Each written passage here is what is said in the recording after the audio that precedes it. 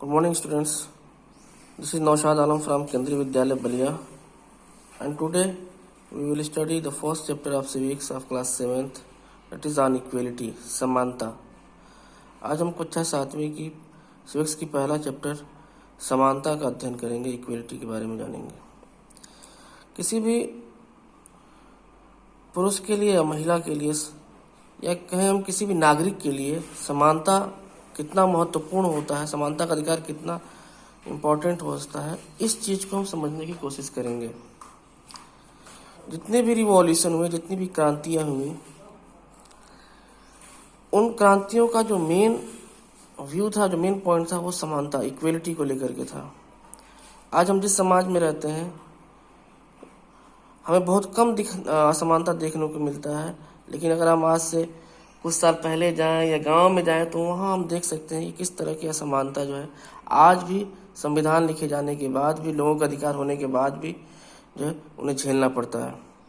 तो इस अध्याय में हम इसी असमानता को समझने की कोशिश करेंगे कि लोगों के जीवन में किस तरह की असमानताएं जो है लोगों को किस तरह से झेलना पड़ता है, ऐसे कौन कौन से लोग हैं और उस असमानता से लड़ने का हमारे पास साधन क्या है. सबसे पहले हम एक कहानी देखते हैं. यहाँ पे एक कांता नाम की एक महिला है जो कि दूसरों के घरों में जा कर के काम करती है, और जिस घर में वो काम करती है वो बड़े लोग होते हैं. इलेक्शन वाले दिन, चुनाव वाले दिन वो क्या देखती है कि जिस जगह पे उसे अपना वोट देना होता है वो जा कर के वहाँ लाइन में खड़ी होती है. फिर कुछ देर बाद देखती है कि जिस लाइन में वो खड़ी है उसी लाइन में उसके पीछे उसके मालिक, उसी लाइन में उसके पड़ोसी, उसकी मालकिन, सब लोग खड़े हैं.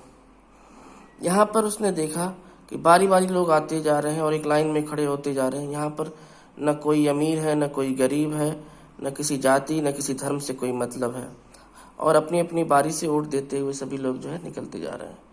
तो इस तरह की राजनीतिक समानता को देख करके कांता जो है बहुत प्रसन्न होती है, बहुत खुश होती है. तो ये जो समानता है, राजनीतिक समानता, आखिर भारतीय लोकतंत्र में किस तरह से प्राप्त हुआ. तो बच्चों मैं बता दूं कि राइट टू वोट जो हमारे कॉन्स्टिट्यूशन, संविधान के द्वारा दिया गया है, जिसे हम यूनिवर्सल एडल्ट फ्रेंचाइज या हम कहें सार्वभौमिक वयस्क मताधिकार, सार्वभौमिक वयस्क मताधिकार जो ये अधिकार देता है कि हर वो भारत का नागरिक जिसकी उम्र 18 साल की हो चुकी है, जो अपनी एज 18 साल पूरा कर चुका है, उसे बिना किसी भेदभाव के, बिना किसकी जाति पूछे, बिना उसका धर्म पूछे, बिना उसका लिंग पूछे, उसे एक वोट का अधिकार देता है और उसकी वैल्यू एक होती है. चाहे वो किसी भी कास्ट का हो, किसी भी रिलीजन का हो, किसी भी धर्म का हो, केवल उसकी एज जो है 18 साल की होनी चाहिए, और जैसे ही उसकी एज 18 साल होती है उसे एक वोट देने का अधिकार मिल जाता है. तो पॉलिटिकल, राजनीतिक रूप से कांता ने जब इस समानता को देखा तो वो बहुत खुश थी. ठीक जैसे जैसे जो है समय बीतता है, दिन बीतता है, कांता के मन में ये जो असमानता को लेकर, जो समानता को लेकर जो वास्तविक अर्थ होता है, उसके बारे में शंका पैदा होने लगती है. आखिर क्यों होती है? आप देखेंगे यहाँ पे कि कांता जो है वो जहाँ रहती है वो एक झोपड़पट्टी है, उसके घर के पीछे एक नाला है, उसकी बेटी बीमार है, और डॉक्टर के पास जाने के लिए उसे काम में एक दिन की छुट्टी भी नहीं ले पा रही है वो, क्योंकि अगर वो छुट्टी लेती है तो उसके पास पैसे नहीं होंगे.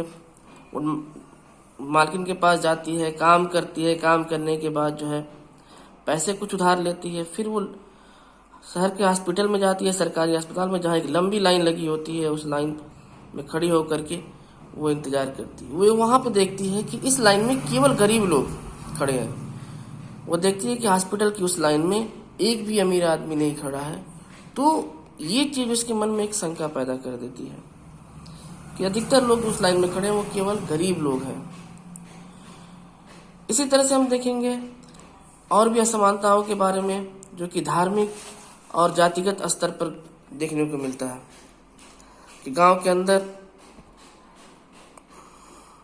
आपने देखा होगा कि जाति के आधार पर लोगों की पहचान होती है और जाति के आधार पर बहुत सारे लोगों के साथ असमानता का व्यवहार भी किया जाता है। आइए हम यहाँ भी एक कहानी को लेते हैं।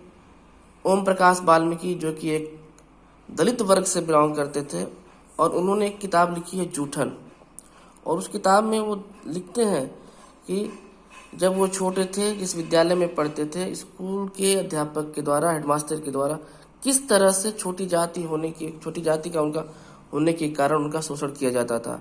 पूरे विद्यालय में झाड़ू लगवाया जाता था, पोछा लगवाया जाता था, उनको कोने में बैठने को बोला जाता था, उनको उन टैप से पानी नहीं पीना था जिस पर से आम बच्चे पानी पीते थे, उनके साथ खेलने नहीं दिया जाता था। पूरे दिन जो है स्कूल में उनको झाड़ू लगवाना। इसी तरह से एक बार जो है उनसे झाड़ू, पूरे ग्राउंड का झाड़ू लगवाया गया 2-3 दिन तक। अचानक एक दिन उनके पिता उधर से आते हैं, वो देखते हैं, फिर वो मास्टर के पास जाते हैं और कहते हैं कि आप कुछ भी कर लें, हमारा बच्चा जो है यहीं पढ़ेगा। और इसकी तरह बहुत सारे ऐसे बच्चे हैं जो यहाँ पर आएंगे और पढ़ेंगे। तो यहाँ पे हमने देखा कि बाकी अन्य धर्म जाति के बच्चे जो है वो मास्टर साहब के साथ पढ़ रहे थे और उन्हें स्कूल में बैठने नहीं दिया जा रहा था, उनके लिए टैप में पानी अवेलेबल था, किसी तरह का कोई भेदभाव नहीं था। जबकि ओम प्रकाश वाल्मीकि के साथ धर्म के आधार, जाति के आधार पर, क्योंकि वो दलित वर्ग से थे इसलिए उनके साथ जो है इस तरह का भेदभाव किया जा रहा था। दूसरी कहानी लेते हैं हम मिस्टर अंसारी की, जो कि इस तरह की घटनाएं अक्सर बड़े शहरों में सुनने को मिलता है। शहर में वो आते हैं, किराए पर एक मकान लेना चाहते हैं, उनके पास पैसा है, कोई दिक्कत नहीं, वो हर एक मकान लेने को तैयार है। वो एक शहर से दूसरे शहर में, शहर के अंदर एक घर से दूसरे घर में जाते हैं। उनको